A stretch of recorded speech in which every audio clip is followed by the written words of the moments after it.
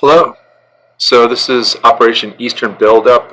It was a concept of operations which outlined a two-phase notional logistics scenario that establishes a permanent humanitarian assistance and disaster relief platform on the U.S. territory of Guam.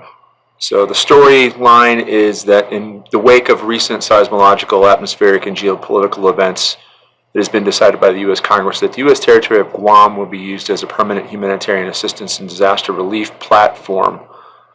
The platform will serve Southeast Asia and the insular region of Oceania from May 12, 2020 through May 30, 2021 in two phases of immediate succession.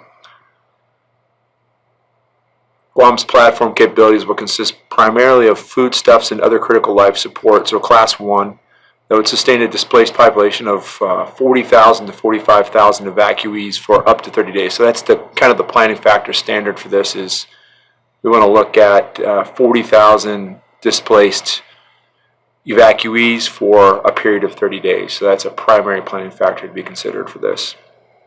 It's been demonstrated that logistics and supply chain inadequacies along with poor planning exacerbates humanitarian crises. So errors in preparation and responsiveness of the humanitarian supply chain have far-reaching and long-lasting effects. That's Kovacs and Spence from a publication of 2007. So this takes a look at the benefit or the value add of a pre-positioned HADR materiel platform in Guam and how that would drastically reduce logistical lines of communication by 65%. I mean, Pacific Ocean's it's a big body of water, so cutting that down, dropping the logistic lines of communication by 65% would be a tremendous step in the right direction. Enable immediate action from locally based USAID responders as well as a multitude of partnering NGOs. Guam would serve as a central point of fusion for all regional relief efforts and be the geographic location from which to conduct coordinating efforts in East Asia. So a secondary aspect of the strategic mission is to flex the response capabilities of the civilian logistics community and the commercial supply chain industry. U.S. military has always been the primary response mechanism, relied upon in response to any crises, any major humanitarian disaster. The U.S. Navy, specifically, of course, the Military Sealift Command and the U.S. Air Force will not be participating in a logistics and supply chain event for this notional scenario, nor will any of the entities provide coordinating efforts at any stage unless a real-world event should necessitate action and/or intervention during the build-up stage. Due to uncertainties unfolding on the world stage in recent years, it is of critical importance that private sector response mechanisms be flexed in order to reduce reliance on U.S. military assets. So three major tenets of supply chain responsiveness will be emphasized during the build-up stage and throughout sustainment. The AAA supply chain defined three key features that a supply chain in the private sector must have for success. It must be agile, adaptive, and aligned. That's from Lee 2006 publication. And so these are tenets of supply chain effectiveness, agility, adaptiveness, and alignment. Agility is needed to deal with uncertainty and risk. The ability to adapt is necessary in a rapidly changing operational environment. And of course, alignment of the interest of all players in the supply chain is needed for smooth coordination. With Guam established as a geographic fusion point, all participants can begin the process of close interaction. Alignment of operations and regional supply chain actions can be synchronized well ahead of any potential disaster. By introducing private sector during emergency phase of HADR operations, the traditional model of emergency recovery at the strategic level will be altered to the benefit of the international community and will further facilitate a more rapid restoration, reconstruction, and rebuilding effort. So if we look, this slide in particular, you can see on the X and Y axis, we've got activity increases as time goes on.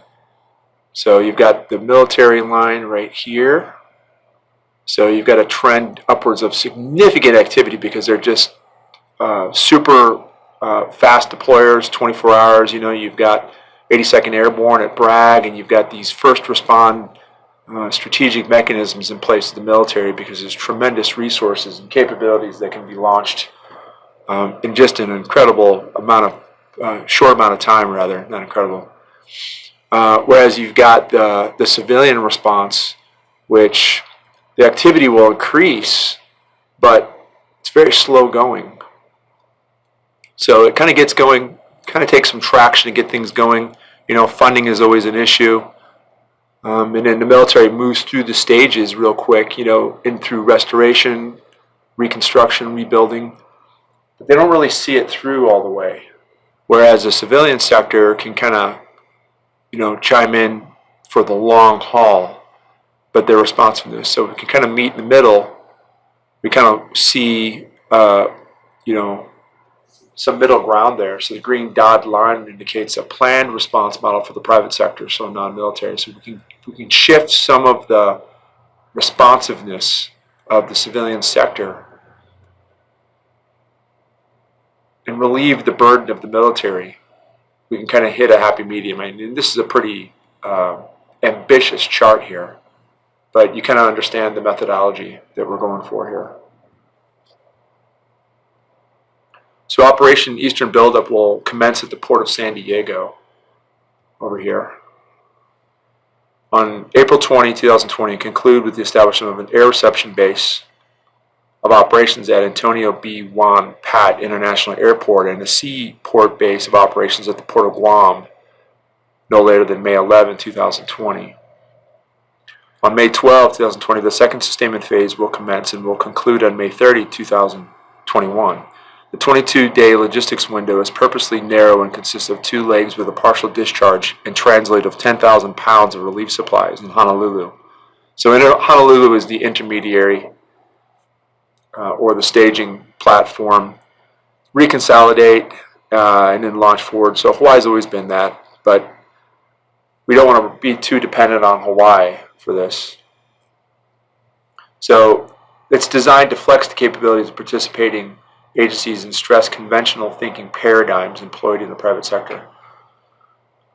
Departures from the Port of San Diego will be staggered to minimize real-world operational impacts at both the Port of San Diego and the Port of Honolulu, as all vessels have a discharge requirement in Honolulu. One vessel will remain at Port of Honolulu, where its crew will receive a follow-on mission. Air crews at Honolulu have a 24 departure window. It includes the transload of the MV-200 command platform. All air is cargo scheduled to arrive on May 11 and surface no later than May 12, with discharge planned to commence immediately at Port of Guam. So what's happening is, so we've got sea from San Diego to Hawaii. Once they're at Hawaii, we've got a transload. So we've got a partial discharge and transload to air. So we want to flex, of course, surface and air, and we really want to flex the platform here.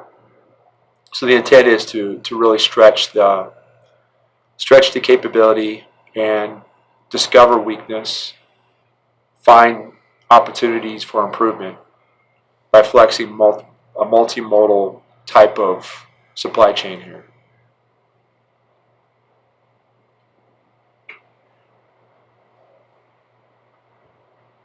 So the air projection fans, once, this is just phase 1, but for phase 2, there'll be a different video. I'll discuss the air projection fan, and I'll talk about once we get supply chain, once we get class 1, another class of supply established on Guam at the airport, what would be the response mechanisms? What would that look like? What would the air operations group look like? What would the deployments look like as far as, the zones, if we've got an Indonesia 3C versus a Japan 2A, and how I broke that down as far as projection fans. We'll get into that on the next video. Thanks for watching. Please leave questions in the comments below.